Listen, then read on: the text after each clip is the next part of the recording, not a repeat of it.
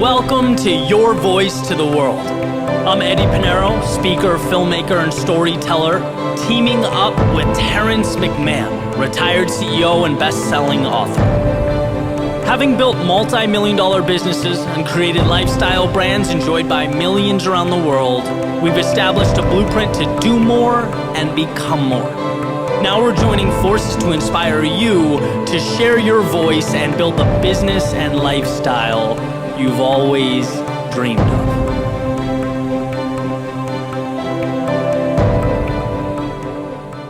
Welcome to Your Voice to the World. I'm Eddie Pinero.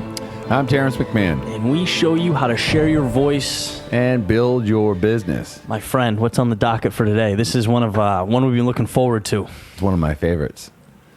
One of my favorite people, one of my favorite books, or at least concepts within a book. Poor Charlie's Almanac is a collection of all his great ideas, and he based that on Poor Richard's Almanac, which was Ben Franklin's famous periodical that came out every year in the colonies. It was a number 2 bestseller to the Bible. This was Ben Franklin wrote under the pseudonym Robert Saunders, and it was just ideas and things that became quite popular, and Charlie modeled Ben Franklin's Almanac and Poor Charlie's Almanac. Today, we're talking about one of my favorite topics, the 25 cognitive biases.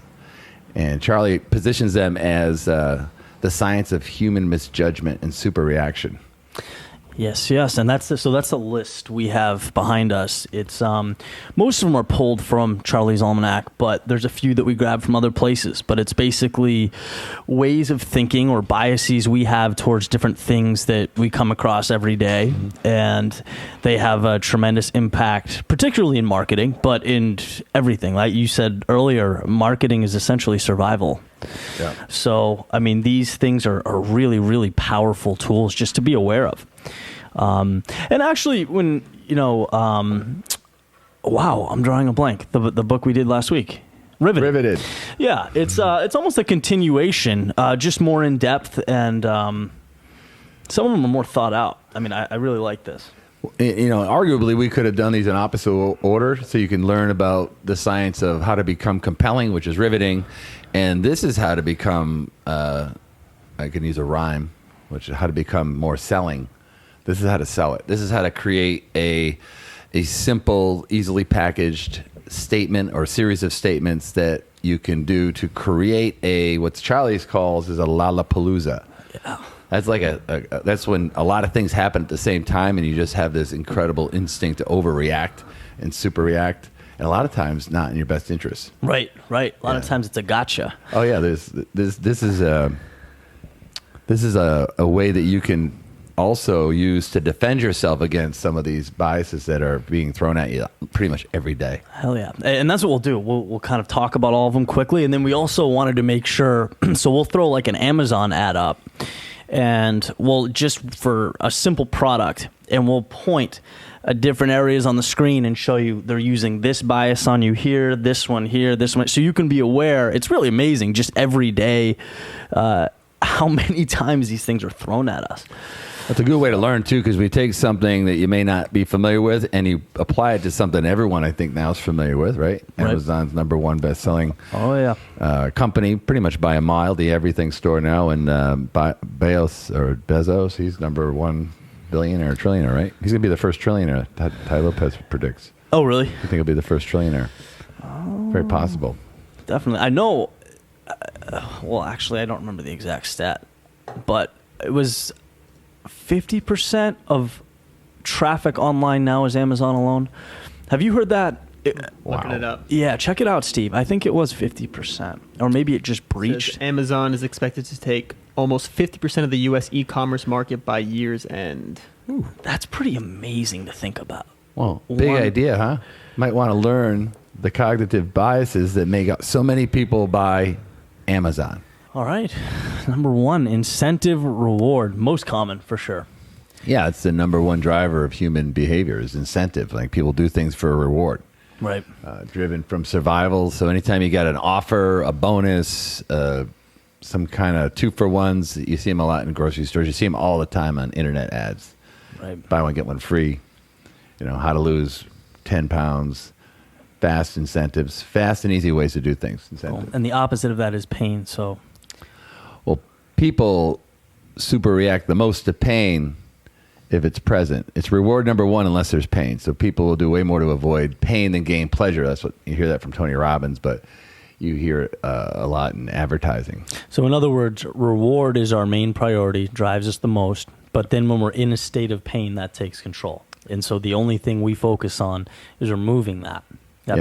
So when you see these advertisers or anything really that, are you experiencing this? Are you having trouble with this? Right. Do you want to overcome X, Y, and Z? Then my product. Right. That's the perfect example of putting someone in pain and then offering them a solution, your solution. Yeah, they'll usually it'll show up in the form of how something makes you feel. They might say are you overweight? Does that make you feel like you're not approved? Does that make you feel like an outcast? Or pain always shows up as a feeling. Yeah, that's kind of cool. If you do it right. Yeah. So reward, pain, social proof. This is everywhere in 2019. Social proof. We struggled with this one earlier. What is social proof? I mean, people do what everyone else does. Right. Well, because social media is so, I always think of it as X thousand Facebook followers. Boom, there's your social proof. Because in 2019, that's your resume. Right. So you can look at it directly, or, the people in the elevator experiment. Restaurants, Yelp, reviews. If you listen to an influencer, you see how many followers they have, how many comments, how many likes. Yeah. Like Steve just had a dunking video, right? In 24 hours, you have 10,000 people? Yeah, 10,000 views in like a day. It was one of my better videos. Yeah. Why? I think because my message was really simple, and also I learned from the last episode actually that I used some of the principles of the storytelling to make it very clear, and just gave them like a beginning, middle, and end, and just kept it concise. And I think that helped a lot because I usually have a lot of noise with like all the too much information, and I feel like it's a lot better if I just keep it simple. A lot of reward in the dunk. Want to learn how to dunk. What's your tagline? Dunk and do anything. Dunk and do anything. That's actually two cognitive biases. It's incentive, but it's also something called cognitive fluency. It's super easy to understand. A lot of people have messages. They're too clumpy. People can't connect to them. Yeah. And once we get to cognitive fluency, if they're easy to understand, they're more likely to be found to be true no matter what. That's true. It was a good episode. You know exactly what you're in for, the whole time. Nice good. Job. Thanks. Good. When I mentioned the elevator thing, just simple. Basically, there was this experiment where there were people in an elevator and they weren't facing forward. They were facing the side. And so when someone walks into an elevator, more times than not, the person just conforms and stands and like awkwardly stands with everyone else facing the side of the wall. Really? Yeah. That's cool. Yeah. That's a throwback. I think that might have been from undergrad, but So we should do that in the way to lunch. We're going to lunch in a second. We get in the elevator. We'll all stand backwards. We should see what people do. Well, that's what social proof. Social proof is like you do what everybody else does. And I don't know why that's the case. I think it's probably along the lines of everything in these cognitive biases are evolution. I mean, we've all conformed as communities, and people do what everybody else does to conform. We should all pick a word and like say it when it hits the fourth floor or something. Yeah. You just said that like it was reasonable. You're like, that's yeah. Good idea. Number 4, scarcity. What do you got for scarcity? Scarcity is... we'll be showing you an example on Amazon in a second, but it's like makes you feel like this is your one chance. It's like buy in the next 10 minutes because this offer's going away. Right. Or when you know that it's almost like in the dating world, it's like you're so interested in this person because it feels so like unobtainable, and then it works out and you're like, oh. Well, you get like that, right? When they don't call you back, if you want somebody, they say it's like a cat. You want someone. If you don't pay attention to a cat, it jumps in your lap. If you chase it, it runs away. Yes. Yeah. That's a like really scarcity. Like it. Yeah. It's like you want what you can't have. That's your like you go dark on somebody that you become scarce. You're difficult. You're hard to get. I mean, if who's scarce is Daniel Day-Lewis. Only does like one movie every 10 years. Really? That's it. He doesn't do very many movies. He's one of the best actors ever. Yeah. What's the last movie he did? Jeez. He probably won the award for it. He wins the award for everything. Do you know, Steve? I have a computer, so yeah. Well, you figure that out. But he's the opposite of the MasterCard guy. Oh, who's the guy who's got 300? Samuel Jackson's got like 3,000 exactly. movies. So yeah, we probably get him in this podcast for like $700. He wants to make it up with volume, but scarcity, and he made himself scarce, so everyone wants him. I remember he played Lincoln. Him and what was the girl that played opposite Lincoln? She played Mary Todd. It was Sally Field. They talked in character for like a year on the phone. Oh, really? Yeah, that's pretty as cool. Lincoln, and he does a great job. But he makes himself scarce, so I'm sure they pay him more. Does There Will Be Blood ring a bell? That will might be blood. Years old. There will be blood. I don't know. I'm got it swinging yet? it. Yeah, Phantom Thread. It says his final film was Phantom Thread. Oh wow. Maybe he didn't want to. Super scarce. Yeah. What all right. brings us to the next one, which is novelty. The novelty bias. Háblame. What's novelty? It's just new. I mean, this phone is only a couple months old and it's novel. Like it's the upgrade, the 1.0, the 2.0, the X, the 10, the 10X. You want to have what's novel. You ever hear the term the novelty wore off? Yes. You want another one? Shiny objects. That's all novelty. When you're forging your message, you want to become interesting and riveted, which is our last episode. Novelty is a huge part of that. That's why you can't go into an Apple store without being upsold. Yeah. Everything looks so new and exciting. It's like, It's like speaking gigs. You don't take a lot of speaking gigs, right? You deliberately don't want to travel a lot. Right. So when you get speaking gigs, and you do the same with your requests for speeches that you get a lot of, and you don't do them because why? Well, because I like to spend my time on other things, but also I like picking and choosing the ones that are the most relevant, the ones I'm most excited about, and it allows some scarcity when you're talking to someone. It's like, I don't just do these with everyone. Yeah. This is a rare thing, so it helps me as the freelancer. Well, you could charge more too. If you're scarce, you can charge more. Right. A year ago, I started speaking. It was hard to get deals, and now I get too many. I don't want to travel all the time either, so I've created like a scarce. And when I talk to people, I say I don't do these that frequently. I do maybe a couple a month, and if I do, I don't want to. I want to spend all my time on airplanes. That way, I don't want to be like Samuel Jackson. I want to be more like Daniel Day-Lewis. Right. I want to do fewer, bigger deals and a lot of little ones. That's the way to do it. novelty and scarcity altogether. And then boom, next on the list. We're moving through these. This is awesome. These are the most important. We're going to give you one thing at the end of this episode that's going to be complete proof, social proof that this works in the form of an Amazon ad, which is the number one top business now, the everything store with the richest man in the world running it using cognitive triggers in the Amazon ads. We'll go through that in a sec. Yep. Cool. So moving straight through authority. Authority bias, essentially your doctor tells you something wrong because of that position of authority that the doctor holds.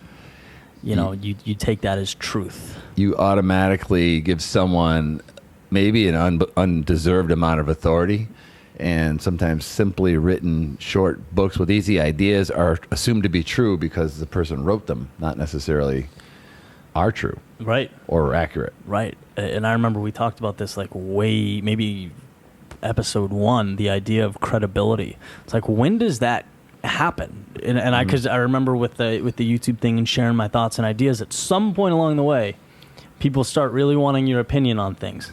And it's like, when did the authority or credibility sort of emerge? And you realize just how elusive it is.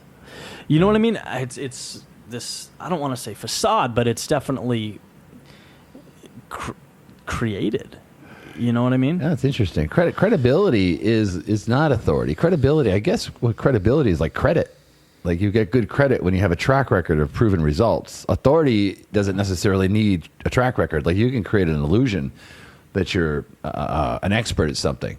They're linked, though. You can't have authority without credibility. Perception of credibility. Right. Yeah. Well, that's exactly my point. Yeah. It's like at what point are you credible enough to have that authority? Mm-hmm. You know? Yeah, that's an interesting point. Yeah. Credibility and authority, they're cousins. Commitment, consistency. Commitment, consistency. This is the Jiffy Lube bias. You go in for an oil change and you leave with windshield wipers, and Yeah, you keep saying yes because they keep giving you they'll keep selling you stuff till you say no. right. Yeah, exactly. And the more yeses you say, the harder it is to say no. It's a commitment, consistency. Right. Right. The origin of this, I mean, I'm sure there's greater ones, but Charlie talks about it in his YouTube video, which you got to check out, 25 Cognitive Biases, Charlie Munger on YouTube. It's about an hour, and rewatch that. You'll start to develop an immune system to the biases when they're thrown at you by advertisers and marketing, and you'll start to be able to understand how to use them to influence people. Yeah. You know, influence means influere, which means to flow into. But consistency, commitment, consistency bias was, or the origin of it was like brainwashing.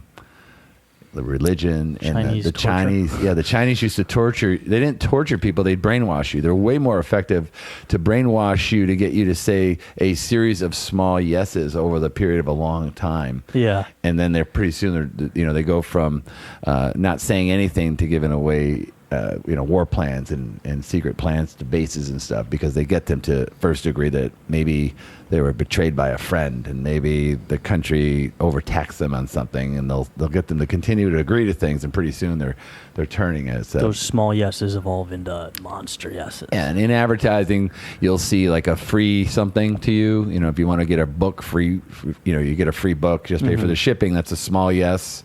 And then they may sell you something that has very large value for a very small price, and you'll say yes to that again because it's extreme value, and then they'll bring you up that what they call that value curve. Yeah, and it happens.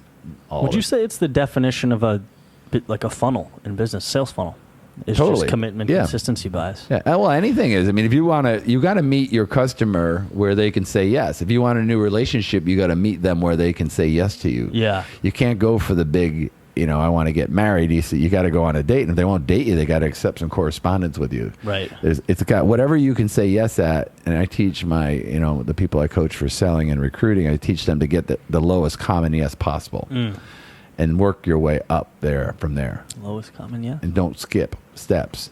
Right. There's certain things you need to do to establish a buyer or a buying pattern. There's certain things you need to do to establish a relationship. Right. What did we say about relationships? Promises made. Promises kept. Yeah. Simple. Totally. And when you mentioned the video where he talks about that, and he talks about the Chinese water torture, brainwashing. Yeah. Two different things. Yeah. That's an amazing video. Yeah. So obviously the book's incredible, but I've listened to that on loop a few times too. We should link that at the bottom for people. Oh, totally. Because that's huge. Yeah. It happens a lot.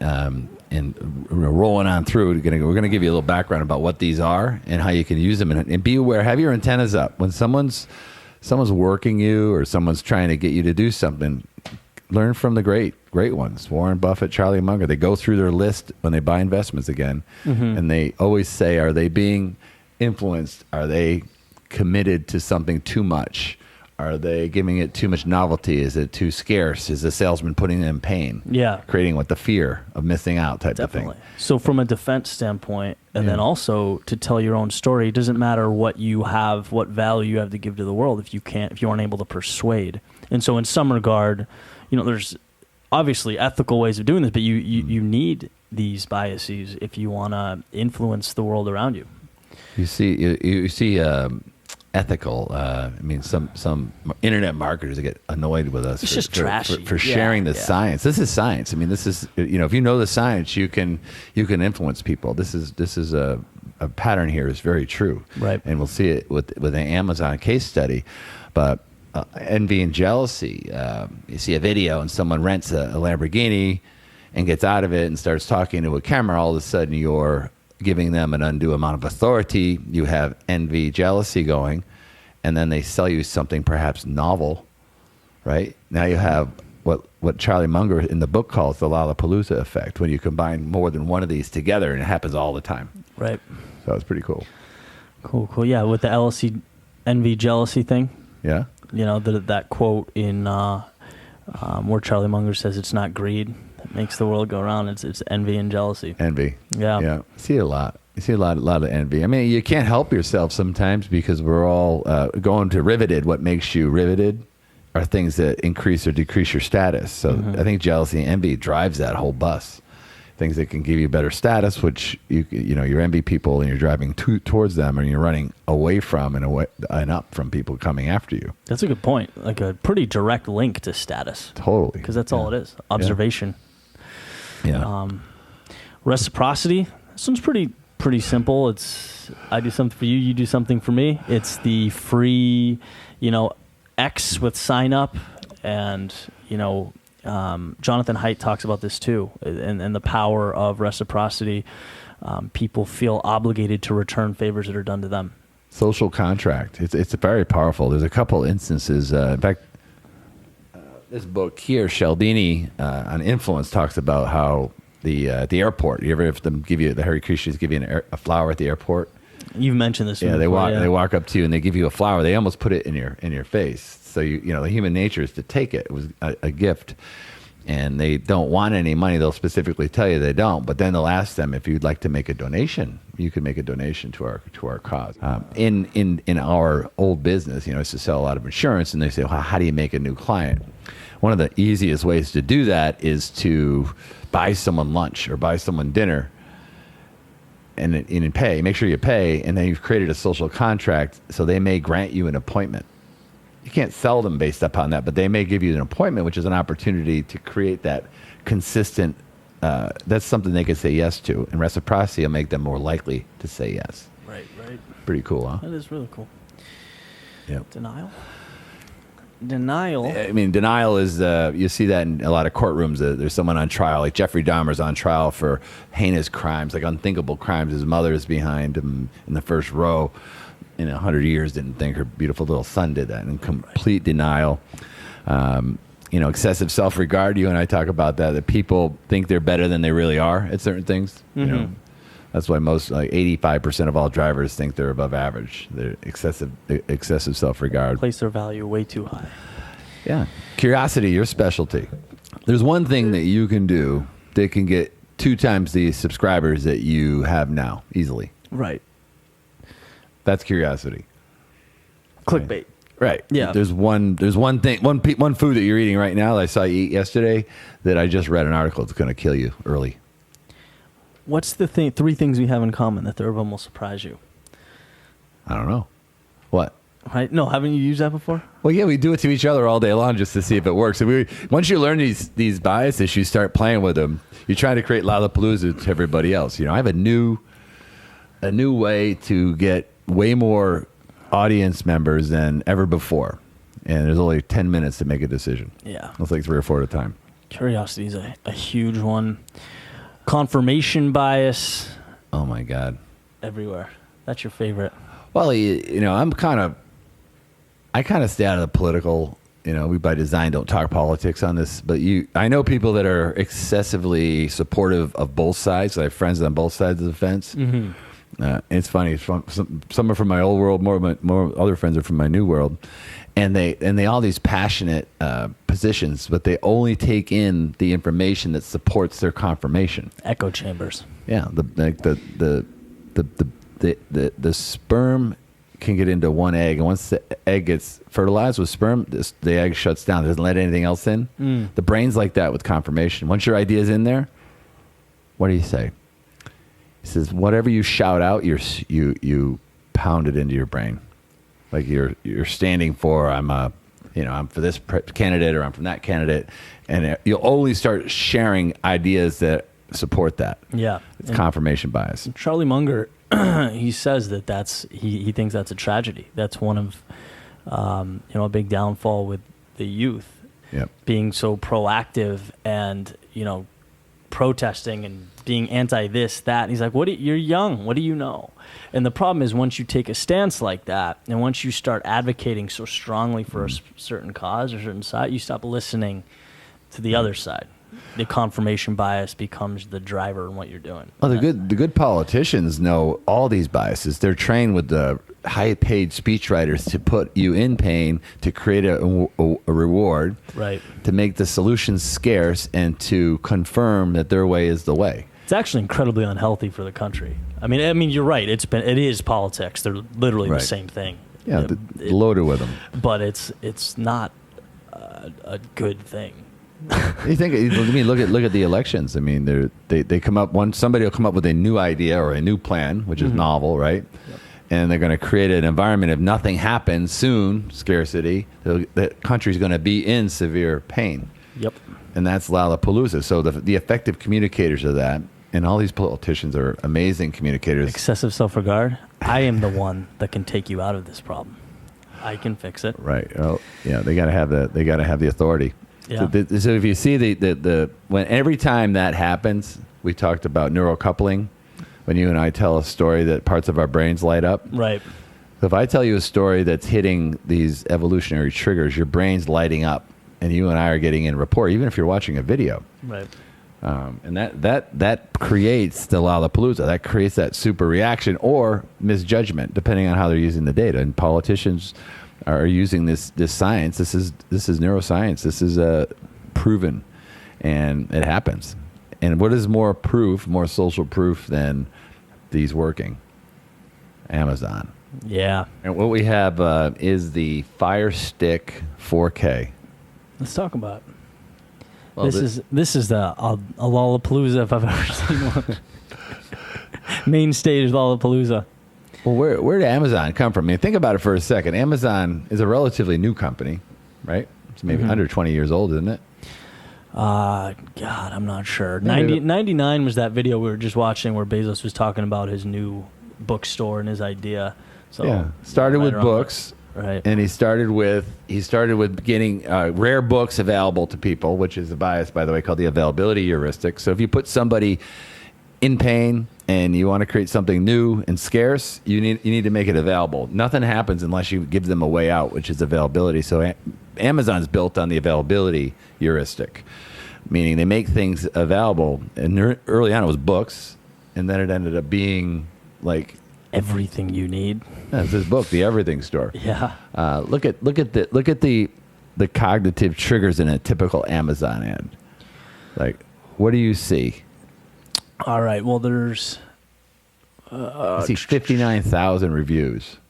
So definitely social proof all over the thing. Yeah. Scarcity. It shows up in the form of if you only buy 11 an left X amount of time, right? Right. Yeah, it runs out. Yeah, they do it. A lot of times they'll do one left. Do you really think there's one left in the Amazon warehouse? You know what, though? Is it possible? Probably not. But like, what's scary is like, until we started talking about this, until I read that and started listening to Charlie Munger, I never even thought about it. I'm just like, oh, like, okay. Yeah, I want that That's one. what's in stock, yeah. But it's 100% BS. There's zero chance that there's one of everything on this website. I just bought it while in our break. Our camera wasn't working. So on the break, I quickly, I haven't bought my ticket to go home for Thanksgiving yet. So I jumped on American Airlines, and I don't want to sit in the middle.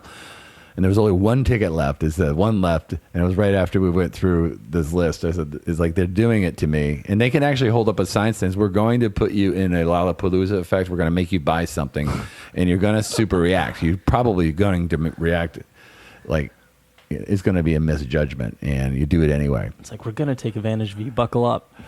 Yeah. One ticket left, and you choose your seat, and there's 14, 15 seats. Yeah. Novelty. Right, the 4K component. Yeah, they upgraded it from the 3K. Latest and greatest. Yeah, that's like the phone. Got to have it. And I'm looking at a cracked screen on my iPad. I went into the iPad store the other day, and I have a crack on my screen here. And this is I know my own name that this can be repaired like for $100 or two. I dropped it as I always do, and I got in line. I waited in line, and there was. It looked like a homeless shelter. It was 9 million people there, and a kid finally gets up to me. He says, "Oh, there's a new one of these, right?" And then he also says, "And we don't. I think we have one in stock. Let me look." It's like he's banging me with two right out of the gate, like novelty and scarcity. Yeah. And I was very proud of myself. Remember, I came home and said I didn't buy it. Right. Like but I still have the cracked screen. But you stayed strong. Yeah, but that's a perfect example. You're going to see it in videos. You're going to see it in the stores. You're going to see it driving around on the old way was billboards. Yeah. In radio and TV. Right. But you're going to see it where you really got to watch out for it is in interpersonal reactions. And you can really get hurt there. Like people one-upping each other like that, like your exact situation, right? Yeah. What about contrast? The big X through the original price. Well, when you compare, you make something look better by comparing it to something like looks worse. So in Amazon, they'll typically say they'll combine contrast and reward. They'll say was $2.99. In this case, this was $49.99. Now it's $24.99, and then you'll instantly say save $25. Right now. Boom. Like those are all cognitive triggers. So it's got to be a great deal, right? $25 is a lot. Right. Absolutely. But all of it, when it comes together in an ad, and look at this ad. I mean, this ad it's got colors that have, like, they draw your attention to the buying ticket. You want to buy now. You want to add it to your cart. It's triggering off reward. It's putting you in a fear of missing out, but scarcity, and socially provable, novel product. Bam, they buy it. And that's what happens every single time you open up Amazon. So if you really want to get a good result, in my opinion, you start to train yourself to be aware. Walk around all day and see if you can make a list of every single thing you have that you see that's offered to you that has a cognitive bias attached to it. Everything. Be hundreds of them by the end of the day. Yeah. Hundreds. But it's good to know. It's helpful. Let's change gears. All right. Let's talk about how that applies to our podcast. And the reason we give you this information, this is science that you can learn. And you can learn it by watching this. You can learn it by being aware, but you can also learn it by reading this. And this is page 441 in this book, and actually in the Charlie Munger's book, The Complete Investor, it's in chapter 4. It's repeated, and you can learn that science and in the YouTube video. But let's talk about how you can use the cognitive biases in an ethical way to share your voice and build your business. Let's talk about the very capable, the very sexy, the dunk and do anything man, Mr. Steve Celi. Hey. Steve, so we're Yes. going to do a case study, and we're going to do it on your little business, Sure your thing. dunking business. So what's your message? Talk about your message. Well, I thought about this recently, and I was thinking a quick way to kind of tell the full story.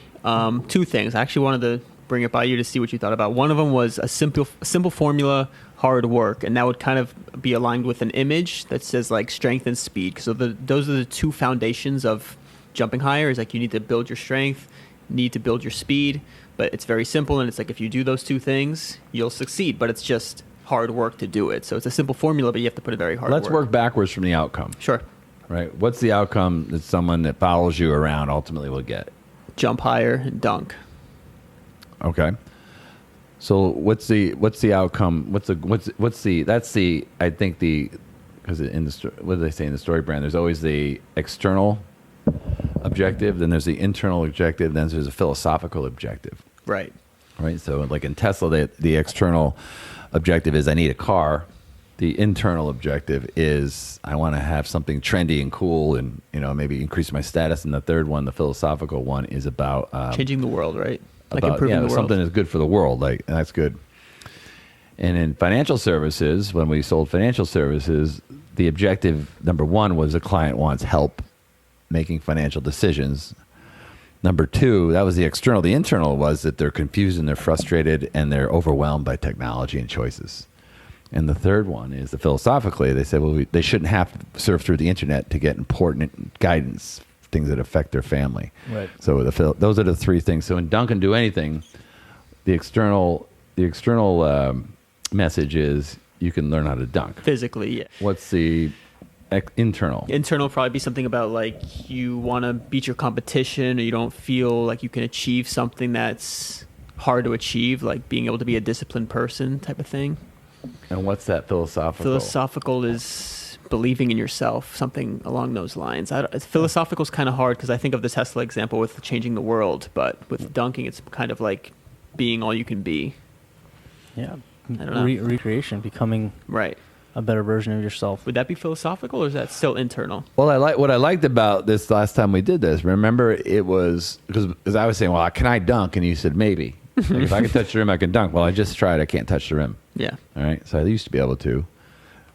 Excessive self-regard. I cannot touch the rim anymore. So I probably can't dunk. Why would I follow you? To work on every other aspect that it comes with the chasing of the goal, like the physical components, the mental aspects that change into trying to better yourself in every way. Yeah, your metaphor, I mean, the master metaphor guy, like dunk and do anything, like is a metaphor. If you can dunk, if you can learn the science of technology of accomplishing something like dunking, as I did, then you can do anything. It's interesting because the reward is not dunking necessarily. Right. The reward is some type of mental and physical transformation. Right. So for you, dunking happens to be the path to getting there. But it's like, follow me. I'm dunking. You can do. That's kind of the interesting thing about it, is that like obviously the dunking is very niche and it has like, do I market to that audience? But I also like all the facets that it brings. So it's kind of tough to make that connection to everybody. Like for example, like someone like you, that why would they come to me? Maybe that's not my market, but also I do want to do something greater. So it is kind of cool to try to figure out how to make that message through dunking. And I think you answered that, though. I think you answered that perfectly. I mean, there's reason for everyone to follow. Like, one, the entertainment, which we talked about last time. Cool. But two, because it is inspiring. Right, which is novelty, right? It's kind of novel to see a 5'10" white guy dunk. Yeah. Right, so that gets their attention. And that's actually funny you bring that up, because it's like, I think you mentioned this to me earlier. I watch a lot of dunks. I'm in the dunk world very heavy. Yeah. So I realized that was a bias of my own, that I was thinking it wasn't as novel as it is, because I'm so deep in it that to me it felt like average at this point. But when I started, it didn't feel average at all. It felt very novel. But since it's been like 5 to 8 years of seeing so many guys just like myself do it, it doesn't feel novel anymore, that I kind of forgot that in my business model. Right. So using, the reason we went through that for a quick second is to say the outcome is you can dunk and do anything. Like the science of dunking allowed you to figure out the science to reproduce anything, any result. It can be worked towards. And you need to forge that into a message. Right. And that's kind of where you would use these biases. Like you would have a reward. It would be a result of doing something. Novelty would be, a new program. If you're going to be ultimately selling a program or doing coaching, it'd be a new program. And, your authority is obvious. Yeah. What do you think? Yeah, I'm looking through the list right now. Do you ever bring up the pain component? No, and I think that goes to my personality, is that I've noticed part of my brand is that I want to help inspire people, and I don't like to tell them that anything's wrong with them or anything like that. So I feel like maybe I could find a way to do that, but when I think of pain, I feel like it's negative. So but I know it's not, but I just got to find a way to use my message maybe too. Just to bring awareness to their current state. Exactly. So tell them the dunk and do anything is that you can do a lot better. So if I say you're gonna continue, I think the way I thought about it in my own head was, if you continue down the path of not following me, which again sounds arrogant, which is I don't like that bias, but it's like, if you don't follow me, you're going to continue to just be average, and your life's going to be mediocre. Yeah. And that's pain, but I don't even like saying that too much, because it feels bad, but it connects the dot. Monotony is a type of pain. Yeah. You'll be a nice guy that makes no money if you don't eat pain. Exactly. You'll have a lot of views on YouTube, but you can't eat them. Right. I'll try. But I'm just saying, I've written some sales copy in the years. What you would say in that world, if you want to attract people that want to dunk and can't, you say, have you always wanted to dunk? Dunking, you maybe add some statistics, like people that dunk are more draftable, they get better scholarships in college, their careers are longer. But if you can't dunk, you may feel like you're not achieving your best. You might feel like you're a tall person that for some reason can't dunk, and you put them in the pain, and then you instantly put them in you give them a reward or an outcome. My program, I've taught people how to dunk. Then you'd add social proof, like Bill, like John, like Bill. 2 Bills for some reason. Why do you have so many people named Bill in your program? And if your name's Bill, we have a special program. Yeah, those are testimonials, which are a big part of. Testimonials for the good or for the bad sell, but they're also definitely something that helps people super react to buy your product. They want proof that it works. Right. Yeah, it's cool.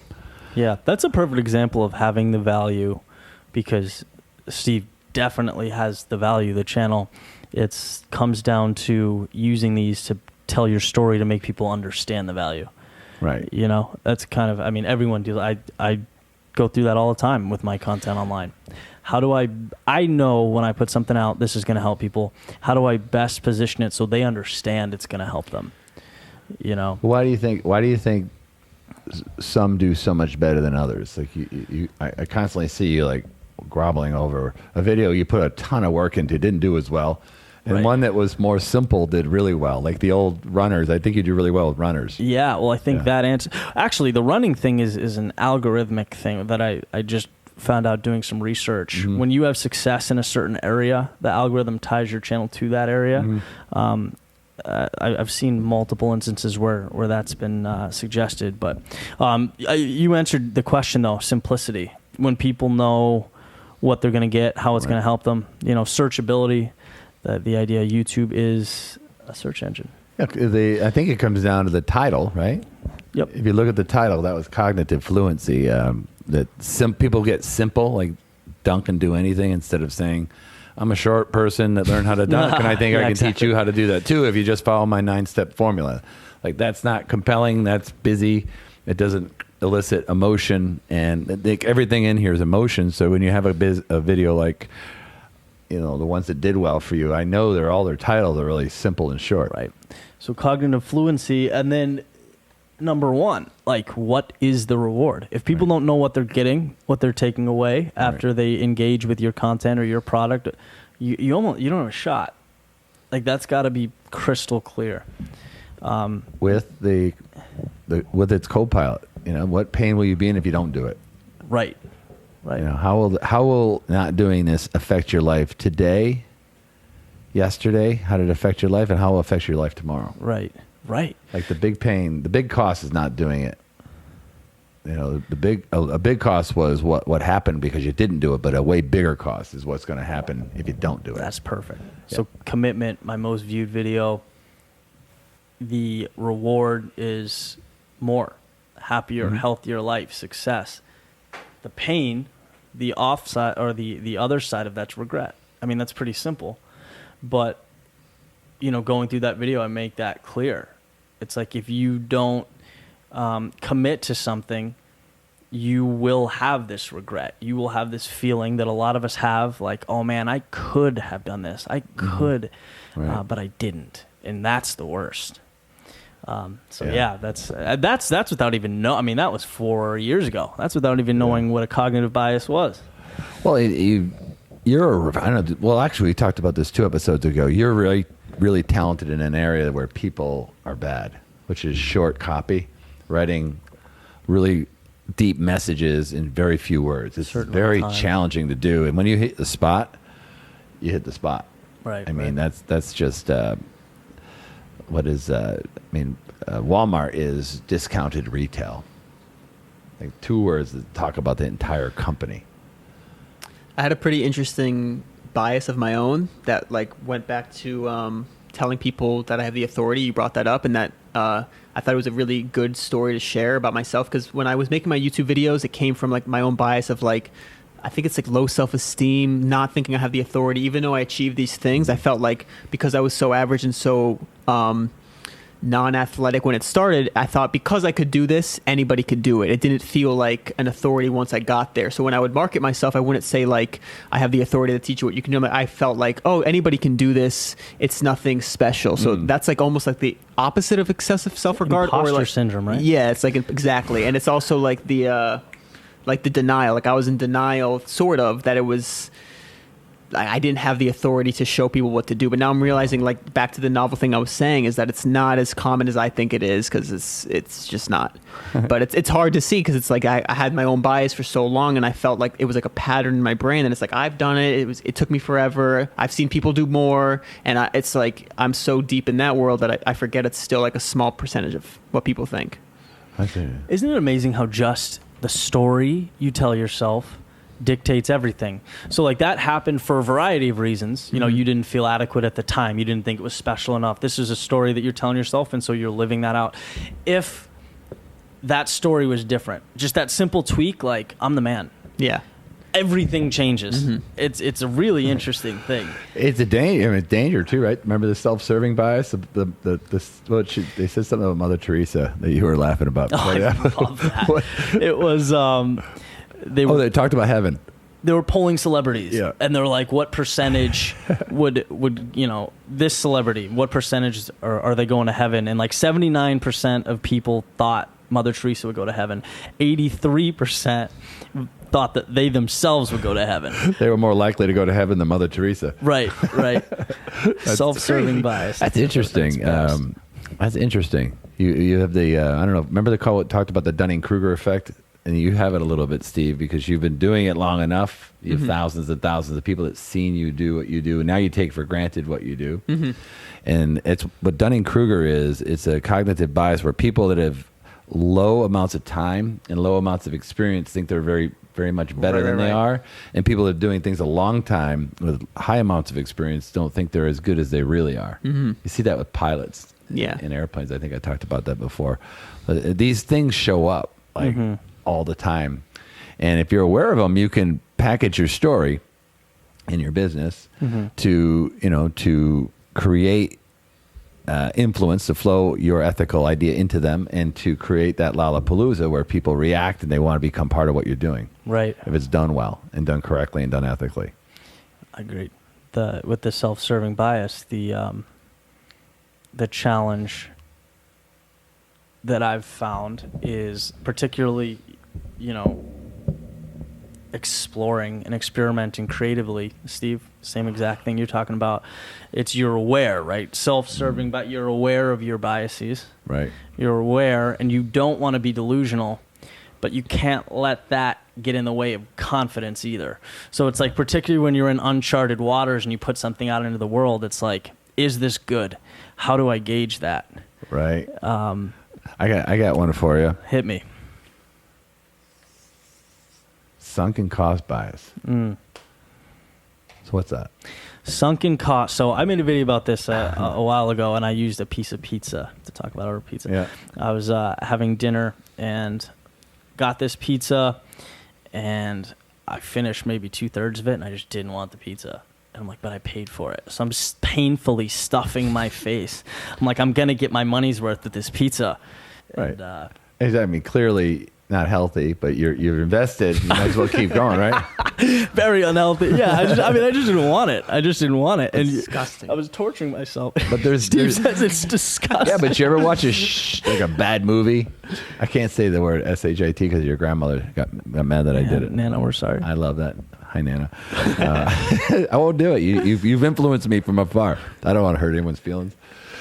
But sunken cost bias is let's say you're watching a crappy movie and you're an hour and a half into the movie. It's a 3-hour movie and you drove to the movie theater. You're on a date. You got popcorn. You're sitting there. The movie sucks. Right. You stay to the end. Yeah, because you feel like you're invested. But in business, I can't tell you how many different times I've chased something that won't work. I mean, Right. I just chased I bought this company that I thought was really, really good, and it did nothing for like 2 years. Nothing.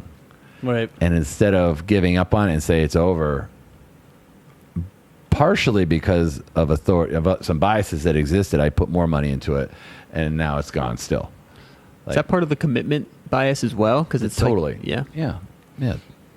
Commitment, consistency, Right. authority. These are all happening when you make an obvious error. If I asked any one of 10 of my best buddies that are good business people, all 10 would say, "What are you doing? Why would you do that?" Yeah. That's the dumbest thing you You've could come do. too far. Yeah. It's like the frog. Where in the speech, she's talking about you throw a frog in hot water, it'll pop right back out. You put it in cool water, and you slowly heat the water up. He's not aware of the heat, so the frog will drown or will burn because he doesn't have that instantaneous shock to jump out. And so Charlie Munger goes, "I can't tell you how many businessmen I know that are that frog, just kind of melting away." They work against you. You think you're better than you really are. Yeah. You think your product's better than it maybe really is. It's that balance between this is really good and I'm really good, which is confidence and real novelty and and real reward, versus like how much of that's fake information that you're giving yourself, that you keep chasing. We used to call it chasing rainbows. That's why you need a good circle around you. Yeah. You need people around you that will tell you, dude, no. Yeah, friend. It's called a friend. Yeah, I guess in the dictionary, yeah. We all give each other permission, right? Well, friends, yeah, but there are certain things that like friends validate, but they don't know from a business standpoint what works, or like, let me put it this way: I've sent a lot of things or shared a lot of things, and people go, "Yeah, it's great, man." Is it?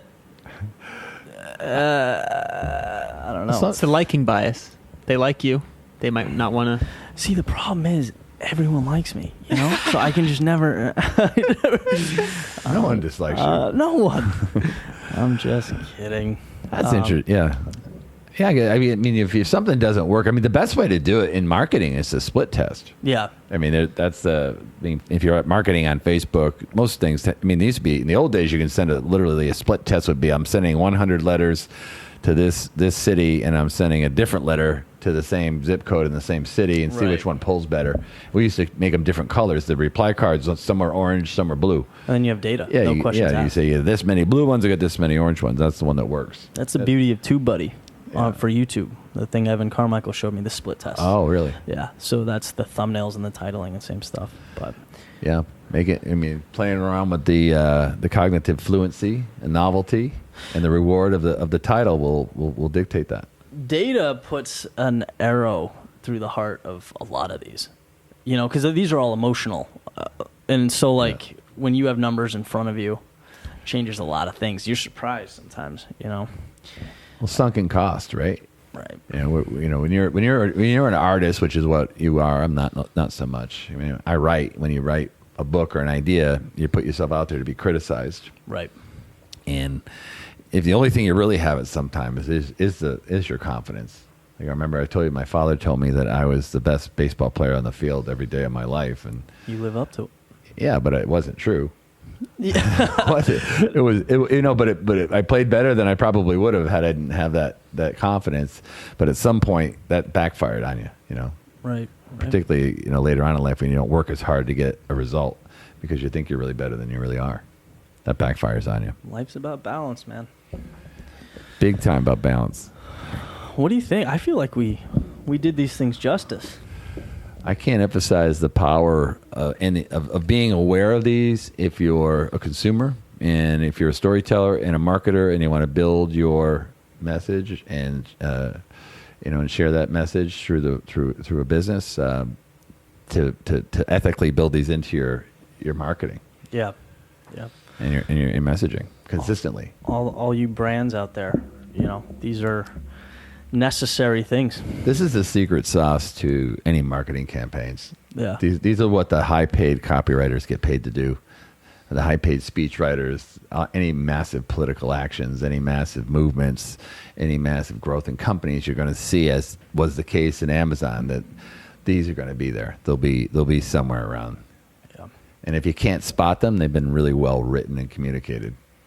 Amen. So let us know if you have any questions or anything else you want to talk about with regard to these. I mean, we love this stuff. We can talk about it all day, and also hopefully the flow continues to be clear with regard to storytelling and, being compelling, using these to share your stories, to understand the communication. It's a communication tool, and pushes you another step forward with regard to your personal growth, your business, and everything in between. So you want to talk about next week? Yeah, we set the stage for Riveted, which is compelling, Cognitive Biases, which is taking action, and then this little book, this little 100-page baby, Og Mandino is the greatest salesman in the world. A lot of people advocate for that book. Isn't that The Rock's big book? He talks about this all the time. He is one of them, yeah. Do you follow The Rock? A little bit, yeah. Is he selling any products right now? Is he showing up in any endorsements? The only thing recently I think I saw was headphones, maybe. Showing headphones, because I don't follow too much, but I think the last thing I saw was he was promoting headphones that I think he created for like workout type headphones. Yeah, that's called influence by mere association, by the way, which is another cognitive bias. Like someone endorses something, all of a sudden it's good for you. But he talks about the greatest salesman in the world, Og Mandino. And this is a really short read about selling, the intrinsics of selling, the little thing. It shows up in the form of little scrolls. There's 10 scrolls that this great salesman. It's an ancient story. It reminds me a lot of The Alchemist, but much shorter, much more directed. But Can't wait to dive right in. sweet. All right. So how do they get in touch with us on social? Hit us up on Facebook, Twitter, ask us questions anywhere, DM us on Instagram, anywhere like that. We'll find it. I'll find it. Let these guys know. Sweet. And in the near future, something to get excited about. We're gonna start going live. So the wheels are turning there. Oh, no more editing? Dun dun dun. We don't edit. I've never edited a thing in my life. I think I dropped my camera in the ocean because there was all kinds of corrosion. Our camera didn't work. There's a starfish in his. Starfish. All right, guys, take care. All right. Bye. Take care.